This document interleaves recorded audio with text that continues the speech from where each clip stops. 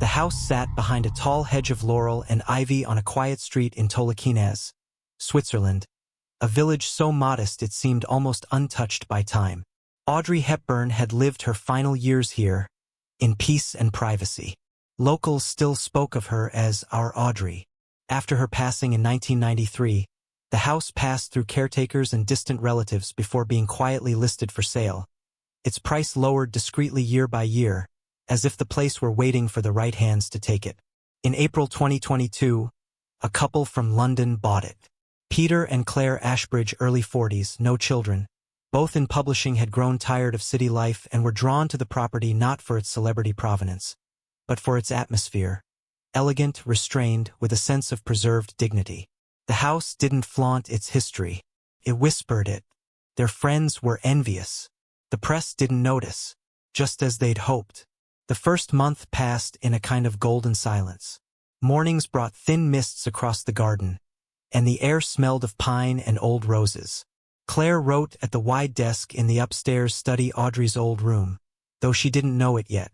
Peter worked remotely from a sunroom at the back of the house, converted into a reading nook. But by mid-May, Claire began leaving that study door ajar. She said it made her feel less watched. Claire didn't say anything at first, not to Peter, not even in her journal.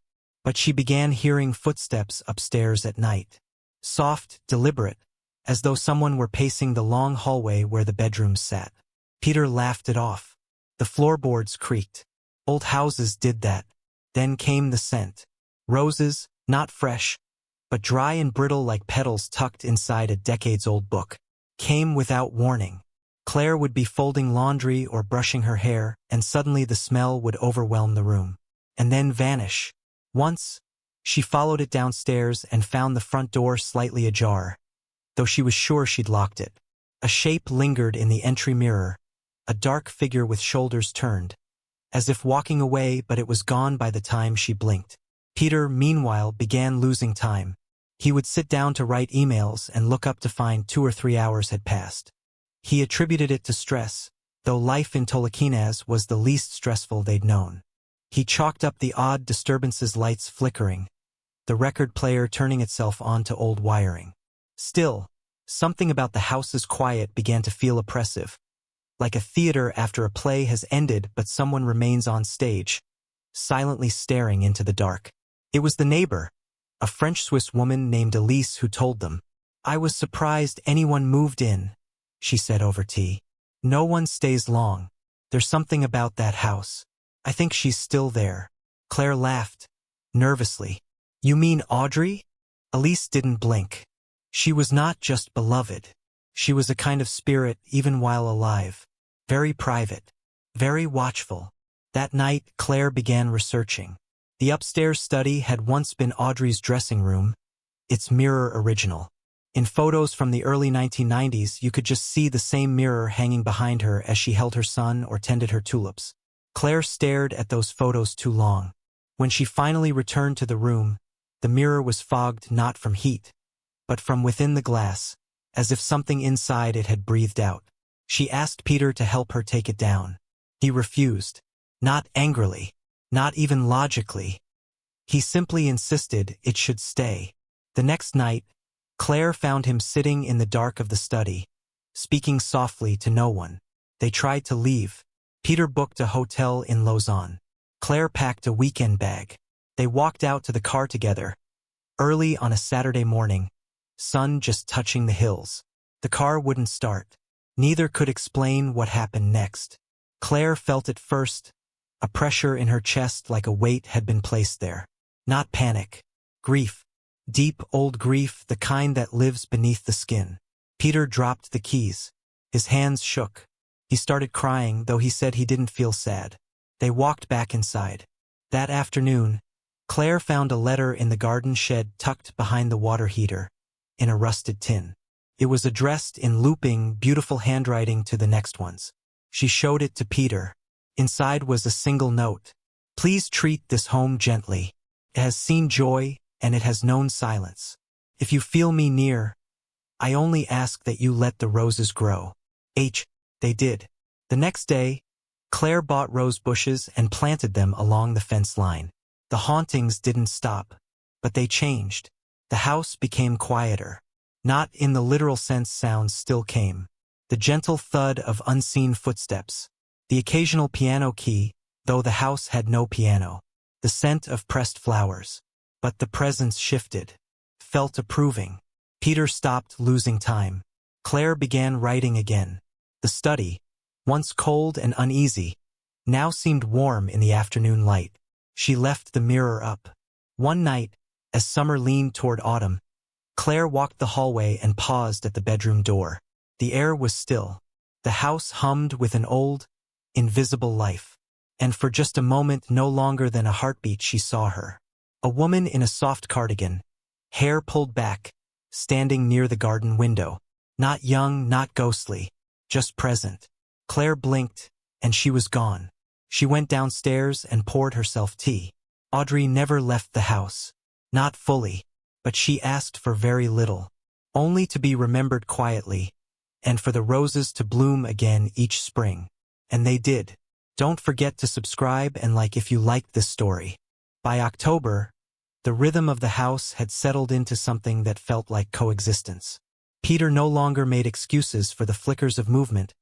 He saw out of the corner of his eye, especially near the glass doors that opened into the garden. He had learned not to question the things that happened after sundown. The cold drafts that seemed to roll down from the attic stairs. The way the grandfather clock in the hallway chimed once at 3 a.m., though it hadn't been wound in decades. These weren't threats. They were habits. Residual gestures from someone who had once lived here in silence, and who perhaps had never truly learned to stop. Claire began sleeping with a notepad beside the bed. It wasn't for ideas, not exactly. More often than not, she'd wake around 4 in the morning with a phrase in her mind not her own. Not from a dream, but fully formed. Once it was, "Do you still hear the cello?" Another time, "Tell him to stop locking the garden door." Always in that same looping script, as though her mind had borrowed Audrey's handwriting. She didn't show Peter the notes. Not at first. Instead, she turned her attention to the hallway closet. It had always been slightly off its shape, not quite aligned with the house's geometry.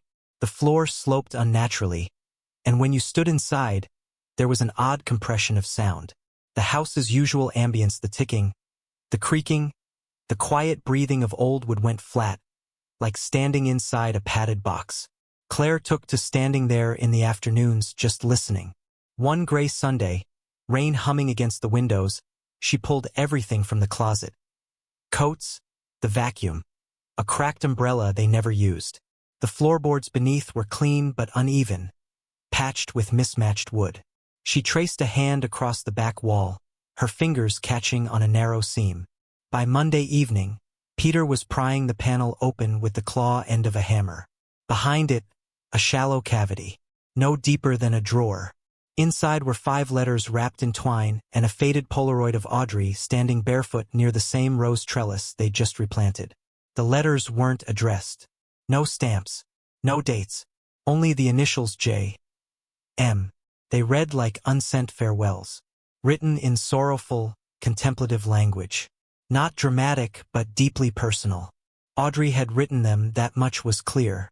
One line repeated, "I keep this space so I may remember you without speaking aloud." Peter read each letter in silence, sitting on the floor while Claire watched him from the hallway. They didn't discuss what to do with them. That night, Peter locked them in the desk drawer. The next morning, the drawer was open, the letters laid out across the desk, fanned like a gentle reproach. Claire laughed, but without amusement. "I think she wants us to read them again." With the first frost came the fog.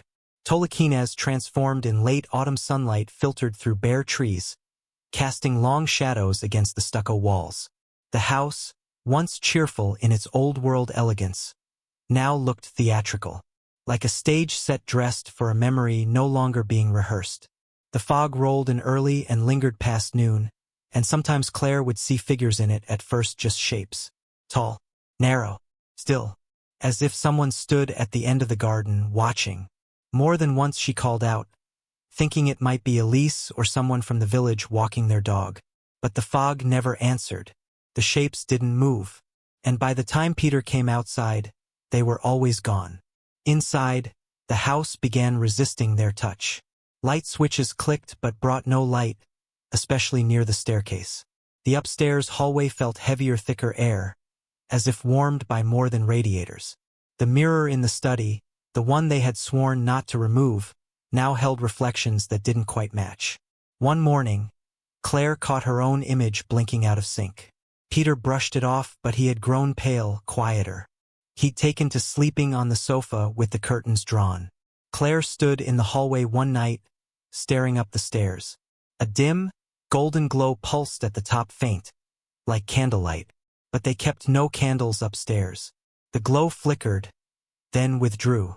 When she reached the landing, the light was gone. But in the mirror at the end of the hall, a shape remained. A woman in shadow, her back turned, hair tied back in a soft knot, looking down as if waiting for something lost.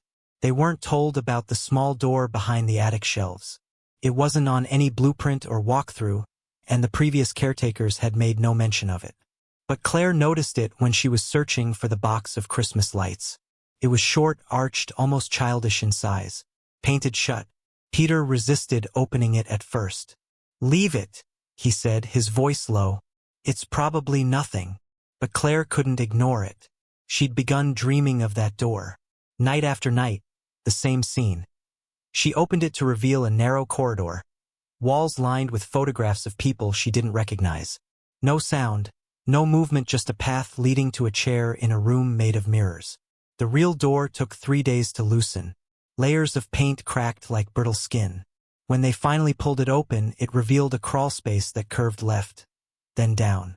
Not a corridor, not photographs, just air, cold, dry, and ancient. Claire entered first. She found nothing inside. And yet, when she emerged 30 minutes later, her eyes were wet. Not from dust. She wouldn't speak. Peter wrapped a blanket around her, and she fell asleep without a word. That night, the mirror in the hallway cracked diagonally, clean and silent, like a parting of time itself. The crack in the hallway mirror remained. It sliced across the reflection like a seam, clean, not jagged, as if the glass had been gently folded and opened again. They left it untouched. Neither Peter nor Claire could bring themselves to remove it, though it leaned ever so slightly forward now, threatening to fall with the next tremor of the house.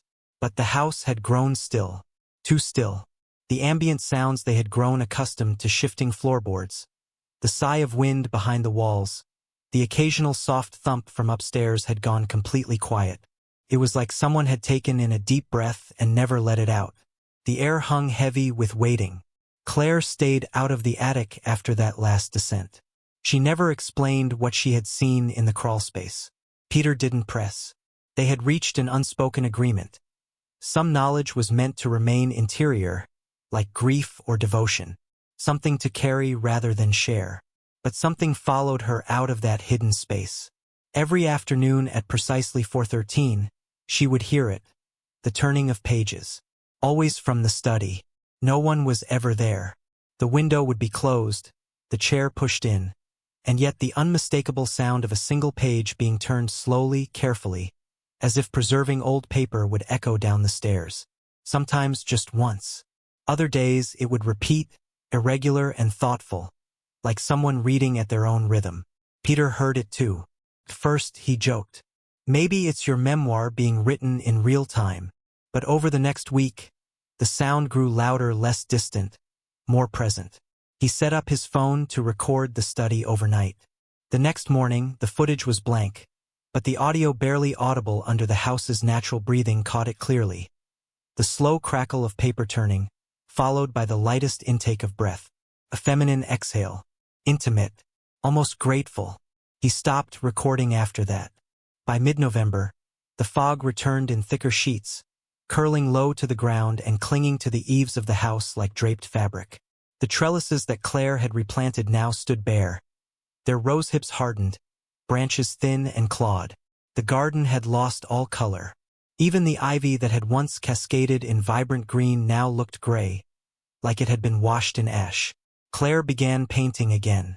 It wasn't something she had done in years, not since university. She didn't tell Peter. She simply found herself opening the narrow supply closet by the kitchen, drawn to a small, untouched canvas that had been stored there long before they moved in.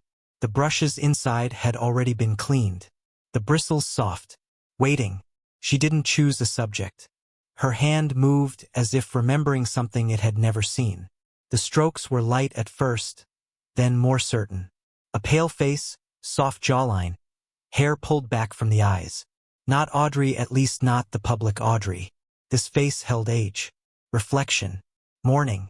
It was her, perhaps, just at the edge of recognition, as though Claire had caught her in some private moment she wasn't meant to see. She finished the portrait in silence. The next morning, the canvas was moved. Peter found it resting on the windowsill of the study, catching the slant of golden morning light. He assumed Claire had placed it there. She hadn't, but neither of them questioned it. They left it exactly where it was. And for the first time in weeks, the page-turning stopped. They had never used the guest bedroom, not really. It was the smallest room in the house, just beyond the main stairs. Narrow walls, a single antique bed with a carved wooden headboard, and a quilt of faded colors, some of which might once have been red. The room had one window, which looked down into a narrow sliver of the garden. It had always felt colder than the rest of the house, though nothing explained why. It got the same sun as the others. Claire began closing the door to it every night. Something about its open darkness unsettled her, as if the room were listening. Then one evening, just before midnight, the door was open again. Peter went to close it and saw something in the mirror above the dresser. A movement. Not quite a person, not quite a shadow. A small figure, sitting on the edge of the bed, legs swinging slightly off the floor. He turned the light on. The room was empty, but the impression on the bed remained. A slight dip, the quilt wrinkled, as though someone had just risen and stepped out of sight. He didn't tell Claire that night, but over the following week, the guest room began to change. The quilt, neatly tucked every morning, would be pulled back by evening. The dresser drawers, once stiff and difficult to open, now slid out silently, revealing nothing but an old cedar smell. Claire found a child's book under the pillow. English and French text, side by side. The pages were water-stained, but the ink was legible. It was The Little Prince. Inside the cover was a name in faded pencil. Just initials L. F. They had never heard of an L. F. associated with the house. But Elise, when asked, grew quiet. There was a girl who stayed there once. Long before you. She was ill, I think. A niece, maybe. Audrey cared for her. But she didn't stay long. Some said she left. Others, well. There are always rumors in small places. One afternoon, a week before Christmas, Peter found something tucked into the spine of an old architecture book in the living room bookshelf. A photograph, black and white, unevenly cut. At first, he thought it was nothing, just an old snapshot that came with the book. But then he looked closer. It was the house, their house, long before renovations. The garden wild, the trees small. A woman standing by the door, too far to see clearly. And in the bottom corner, almost invisible unless the light caught it just right, there was a figure in the window of the guest room. A child, pale, looking out. Peter turned the photograph over. No date, no caption. He brought it to Claire, who took it with both hands and stared at it for a long time. She didn't speak. She didn't need to. The house had revealed its memory. By January, the house had grown still again, not empty, but content. Claire and Peter no longer felt watched, but accompanied. The mirror in the hallway remained cracked, yet no longer reflected anything out of place. The guest room stayed shut at night, though the imprint on the bed never quite faded. The photograph was returned to its place in the bookshelf, where it belonged. One morning, as snow gently dusted the windowsills, Claire found a new letter on her desk. Same paper, same handwriting, but neither of them had written it. It simply said, "Thank you for remembering me kindly. You've made the house feel like home again." They stayed for 2 more years. When they left, they took only what they had brought. The painting remained. The mirror stayed on the wall. And in the guest room, beneath the pillow, they left the little book where it had been found. They never spoke of hauntings again, only of grace, and the silence that lingers long after someone you loved has left the room. Don't forget to subscribe and like if you liked this story.